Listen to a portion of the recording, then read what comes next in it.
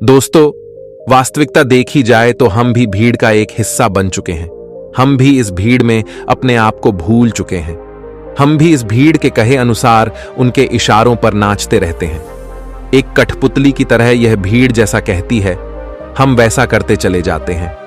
ऐसे केवल कुछ ही लोग होंगे जो वास्तविक तौर पर अपना जीवन स्वयं जी रहे हैं, और वह लोगों को जीवन की सही राह भी दिखाते हैं, लोगों को जीना भी सिखाते हैं। आइए इसे एक कहानी के माध्यम से समझते हैं कि आधी अधूरी जिंदगी जीकर हमें कोई लाभ नहीं। नमस्कार दोस्तों, बोधि थिंक्स बाय यूट्यूब चैनल में आपका दिल से स्वागत है। बहुत समय पहले की बात है, किसी राज्य में एक राजा रहता था। उस राजा के घर एक पुत्र का जन्म हुआ।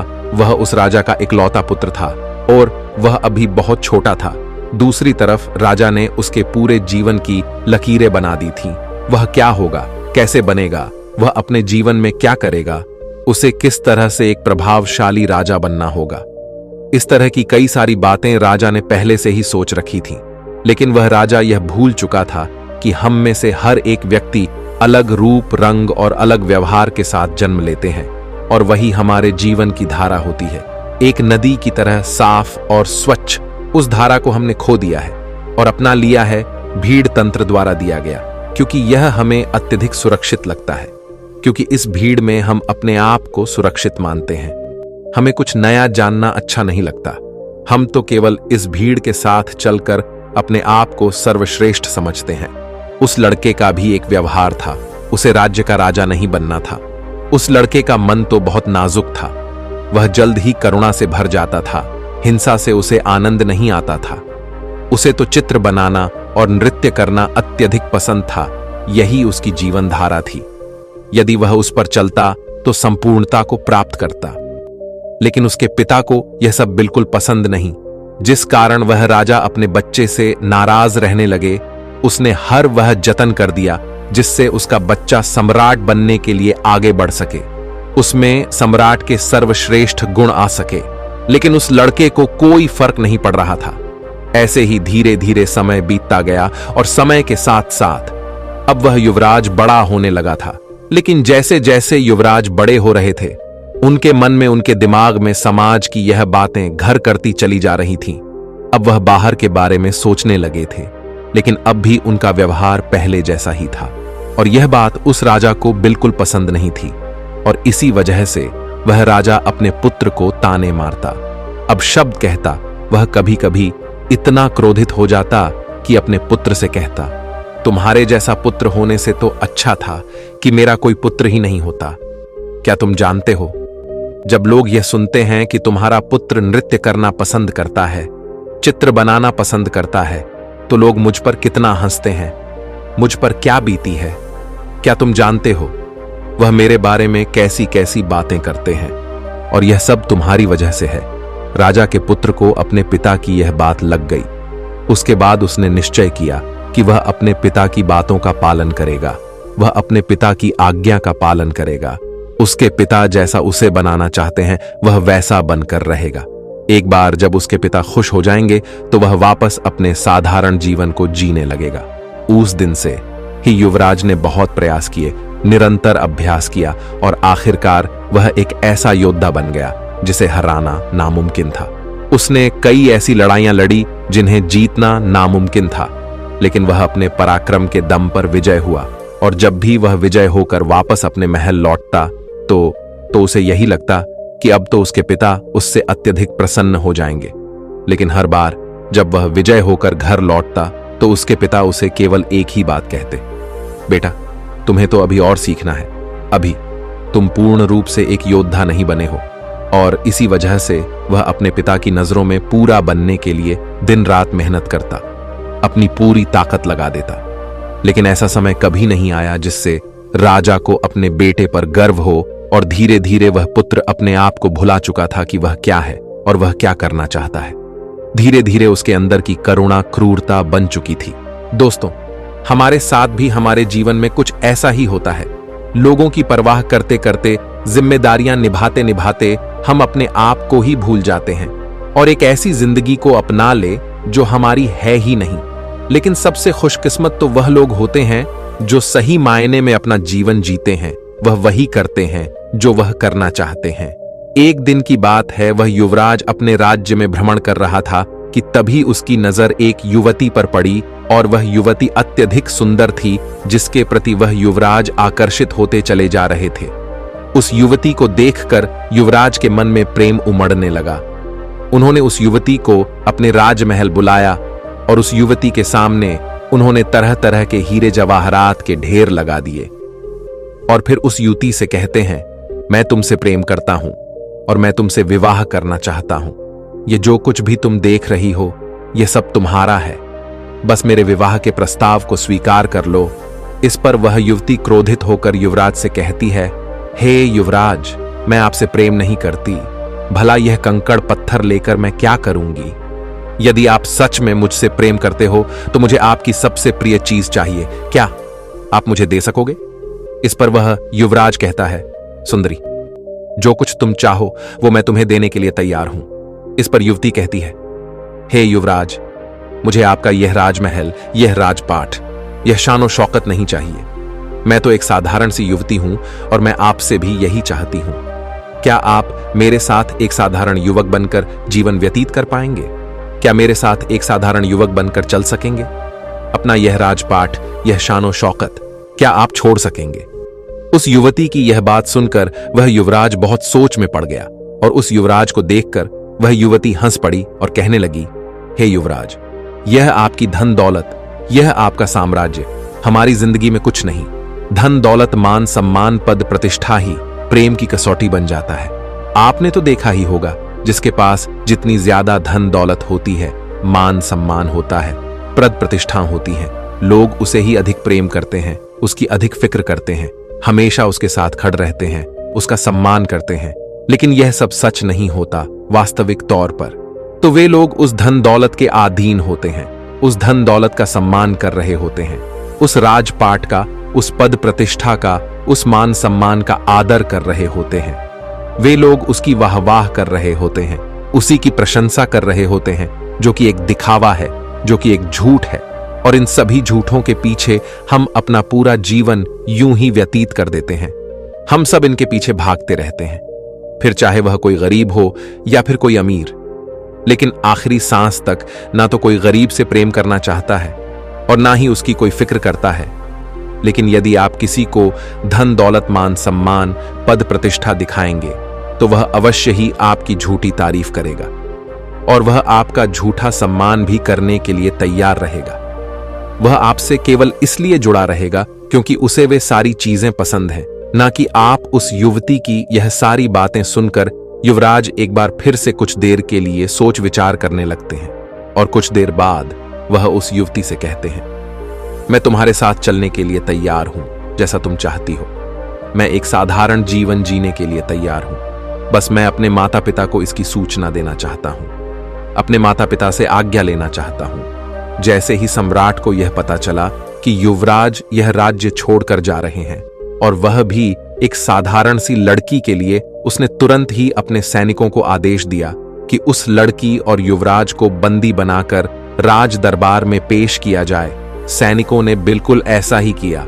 उन्होंने उस लड़की और युवराज को बंदी बनाकर राज दरबार में ले आए। उधर दूसरी तरफ सम्राट ने उस लड़की को जासूसी के आरोप में मृत्यु दंड दे दिया।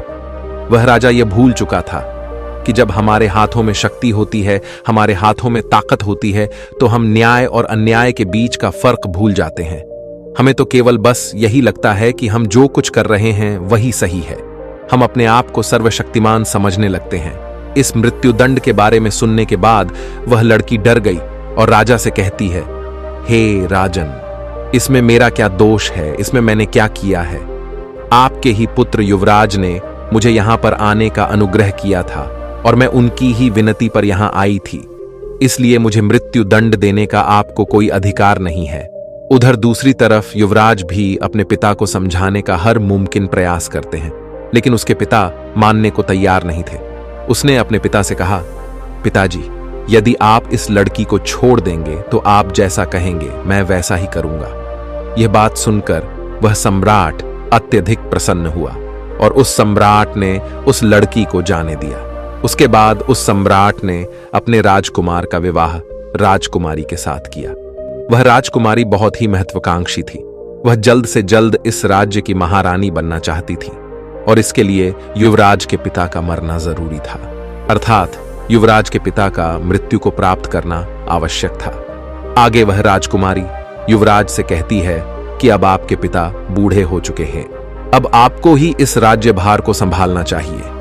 अब वह इतने बूढ़े हो चुके हैं कि उनसे यह राजपाट नहीं संभलता, वह उसे ठीक से नहीं चला पा रहे हैं और वह अब उसके काबिल भी नहीं है। और बुढ़ापे में अक्सर ऐसा ही होता है, हम किसी भी कार्य को ठीक ढंग से नहीं कर पाते, हमारे लिए हर कार्य बोझ बन जाता है। राजकुमारी की यह बात सुनकर युवराज भी राजकुमारी की बातों से सहमत हो जाता है। युवराज को तो यह पता ही नहीं था कि मन ही मन वह अपने पिता से नाराज है और मन ही मन वह अपने पिता के खिलाफ क्रोध को पाल रहा है। वह तुरंत ही अपने पिता के पास गया। उसने राजा से कहा, पिताजी, अब आप बूढ़े हो चुके हो और आपको अब आराम करना चाहिए। आप मुझे सम्राट घोषित कर दो, अब से मैं इस राज्यभार को संभालूं। इस पर वह सम्राट युवराज से कहता है, बेटा, तुम अभी इस काबिल नहीं हुए हो कि मैं तुम्हें यह पूरा राज्यभार सौंप दूं। तुम जिस दिन इसके काबिल हो जाओगे, मैं तुम्हें स्वयं ही इस राज्य का सम्राट घोषित कर दूंगा। ऐसे ही काफी समय बीत चुका था। धीरे धीरे उस राज्य में सब कुछ बदलता जा रहा था और इधर राजकुमार मन ही मन अपने पिता के खिलाफ षड्यंत्र कर रहा था। उसके मन में जो क्रोध पल रहा था वह अब एक चिंगारी से आग का रूप ले चुका था। वह मन ही मन अपने पिता का दुश्मन बन चुका था। इधर राजकुमारी ने राजकुमार के पिता को रास्ते से हटाने का एक उपाय बनाया। उस समय पड़ोसी राज्य ने इस राज्य पर आक्रमण किया था और इसी युद्ध के दौरान वह राजकुमारी चाहती थी कि सम्राट मृत्यु को प्राप्त हो जाए। इस युद्ध के दौरान राजकुमारी ने कुछ ऐसा उपाय किया था कि जब सम्राट अकेले पड़ जाए तब पीछे से उस पर वार किया जाए। दूसरे ही दिन पड़ोसी राजा ने आक्रमण कर दिया। राजा बहादुर से दुश्मन से लड़ रहा था, लेकिन युद्ध के दौरान ठीक इसका उल्टा हो गया। राजा की जगह पर वह युवराज दुश्मनों के बीच फंस गया था और जब सम्राट ने यह देखा तो वह अपने पुत्र को बचाने के लिए घोड़े पर सवार वह पुत्र की ओर आगे बढ़े। इस दौरान युवराज ने सोचा कि यही सबसे सही मौका है, मैं अपने पिता के पीछे से वार कर देता हूं और पूरा राज्य फिर मेरा होगा। जैसे ही युवराज यह सोच रहा था, तभी पीछे से एक दुश्मन ने युवराज पर वार किया, लेकिन तभी सम्राट ने उस वार को अपनी छाती पर ले लिया। वह तलवार सम्राट के सीने को चीरती हुई आर पार हो गई और सम्राट जमीन पर गिर गया। यह देखकर युवराज के हाथों से तलवार छूट गई। उसने तुरंत ही अपने पिता को अपने हाथों से घोड़े पर उठाया और वहां से निकल गया। रास्ते में सम्राट ने अपने बेटे से कहा, बेटा, अब तुम काबिल हो चुके हो और मैं तुम्हें इस राज्य का सम्राट घोषित करता हूं। जाओ और अपने राज्य को बचा लो। इस राज्य को तुम्हारी जरूरत है। तुम जैसे वीर योद्धा पर मुझे गर्व है। इतना कहकर वह सम्राट वीर गति को प्राप्त हो गया अपने पिता के मुख से। यह सारी बातें सुनकर राजकुमार बहुत दुखी हो गया। उसके मन में जो क्रोध था वह पूरी तरह से करुणा में बदल गया। तब उसे एहसास हुआ कि वह अपने पिता से प्रेम करता है, नफरत नहीं। उसे अपनी गलती पर पछतावा होने लगा और वह तुरंत ही वापस युद्ध भूमि पर लौटा और उसने काफी बहादुरी से युद्ध को लड़ा और अपने पिता की याद में उसने इस युद्ध को तो जीत लिया, लेकिन अपने आप से हार गया। युद्ध को जीतने बाद वापस महल लौटकर वह बहुत परेशान था, क्योंकि राजकुमारी ने जो राजा के खिलाफ षड्यंत्र रचा था, राजकुमार ने राजकुमारी को आजीवन कारावास का दंड दे दिया। राजकुमार बहुत दुखी था। वह स्वयं को भी सजा देना चाहता था। वह इस राज्य का सम्राट बनकर अब खुश नहीं था, ना ही उसके मन में कोई इच्छा रह गई थी। एक दिन वह अपने राज्य का भ्रमण कर रहा था कि तभी रास्ते में उसने एक व्यक्ति को देखा जो रास्ते में नाच रहा था, गा रहा था और उसने एक चोगा पहन रखा था। यह देखकर युवराज उस व्यक्ति के पास गया और उस व्यक्ति से कहने लगा, आप कौन हैं और नाच क्यों रहे हो? इस पर वह व्यक्ति कहता है, मैं कौन हूं, यही तो मैं जानना चाहता हूं। मुझे नहीं पता कि मैं कौन हूं। क्या मैं तुम्हें जानता हूं? तुम कौन हो? इस पर वह युवराज कहता है, मैं इस राज्य का सम्राट हूं। इस पर वह व्यक्ति कहता है, मुझे भी ऐसा ही लगता था कि मैं इस राज्य का सम्राट हूं, लेकिन बाद में पता चला कि मुझसे बड़ा भिखारी तो और कोई नहीं है। इस पर युवराज कहता है, आप समझ नहीं रहे, मैं वास्तविक तौर पर इस राज्य का सम्राट ही हूं। इस पर वह व्यक्ति कहता है, हाँ हाँ, मैं जानता हूं कि इस राज्य के सम्राट तुम हो, लेकिन कभी इस राज्य का सम्राट मैं भी था, और मैंने ही अपने हाथों तुम्हारे पिता को यह राज्य सौंपा था, और तुम्हारे पिता मेरे सेनापति हुआ करते थे, और तुम्हें और तुम्हारे पिता को यह तक नहीं पता होगा कि जिस लड़की के लिए तुमने अपना घर बार छोड़ना चाहा था, जिस लड़की को तुम्हारे पिता ने मृत्यु दंड देना चाहा था, वह पुत्री मेरी ही है। यह सुन वह युवराज उस व्यक्ति के चरणों में गिर पड़ा और कहने लगा, मैंने अपने पिता से आपके बारे में बहुत कुछ सुना है। अब आप ही मुझे बताइए कि मैं आगे क्या करूं। मुझे अब इस राज्य में कोई मन नहीं है और ना ही मैं कोई सम्राट बनना चाहता हूं। इस पर वह व्यक्ति उस सम्राट के हाथों को पकड़ लेता है और उसे एक ऐसी जगह ले जाता है जहां पर एक विशाल वृक्ष था। उस वृक्ष की ओर इशारा करते हुए वह व्यक्ति सम्राट से कहता है, बेटा, उस वृक्ष को देखो, इस वृक्ष की तरह सम्राट बनो। इस वृक्ष पर कई तरह के प्राणी वास करते हैं, लेकिन यह वृक्ष कभी उन्हें हटाता नहीं है, बल्कि उनका ख्याल रखता है, उनका ध्यान रखता, सबकी रक्षा करता है और सबको भोजन भी देता है। और तो और ये वृक्ष हम जैसे पापी इंसानों को भी अपनी छाव में छाया अवश्य देता है, और इतना सब कुछ करने के बाद भी इसे रत्ती भर भी अहंकार नहीं है। यही इस राज्य का असली सम्राट है। लोगों को धोखा देना, लोगों को मारना, युद्ध की नीतियां बनाना, खून बहाना, लोगों की जान लेना, यह सम्राट का असली कार्य नहीं है। जाओ, वापस लौट जाओ अपने महल में और लोगों की सेवा करो, उनकी रक्षा करो, जैसे यह वृक्ष करता है। तब तुम सही मायने में एक असली सम्राट बन पाओगे। केवल लोगों को दिखाने के लिए नहीं, अपने आप को पहचानो, अपनी खुशी को पहचानो, जिसमें तुम्हें खुशी मिलती है वह कार्य करो। हम सब तो भटक चुके हैं और इस काल्पनिक दुनिया में यूं ही भटकते चले जा रहे हैं, जहां हर कोई हर किसी को बांधना चाहता है, अपने कब्जे में रखना चाहता है, अपने नीचे रखना चाहता है। जब तुम ध्यान से अपने आप को देखोगे, अपने आप को समझोगे, तब तुम्हें यह एहसास होगा कि हमारे विचार हमारे हैं ही नहीं, हमारी सोच हमारी है ही नहीं। हम जिस धर्म में जन्म लेते हैं, हम तो उस धर्म के बन जाते हैं। दोस्तों, हमारे जीवन में भी कुछ ऐसा ही होता है। हमारे आसपास ऐसे बहुत से लोग होते हैं जो हमें हमेशा कुछ अच्छी तो कुछ कड़वी बातें कहते ही रहते हैं, और उनकी हर बात हमें आईना सा दिखा जाती है। लेकिन हम ऐसे लोगों को ढूंढते रहते हैं जो हमारी हाँ में हाँ मिला सके, वह हमारी गलती को गल ना कहे, और ऐसे लोग हमें बहका सकते हैं, क्योंकि हम पहले से ही बहकने के लिए तैयार बैठे हैं। जो भी कुछ हम कह रहे हैं, जो भी कुछ हम कर रहे हैं, वह सब सही है। हम कुछ ऐसे लोग चाहते हैं जो हमारे इस हाँ में हाँ मिला सके और हमारा साथ दे सके।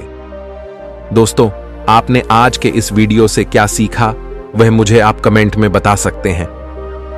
इसी के साथ में उम्मीद है कि आपको आज की वीडियो पसंद आई होगी, तो इस वीडियो को उस इंसान को शेयर करें जिससे यह कहानी सुनने की जरूरत है, और उसी के ठीक बाद चैनल को सब्सक्राइब करें। तो चलिए फिर मिलते हैं ऐसी एक और नई वीडियो में एक नए मैसेज के साथ। तब तक के लिए अपना ख्याल रखें। धन्यवाद और नमोह बुद्धाय।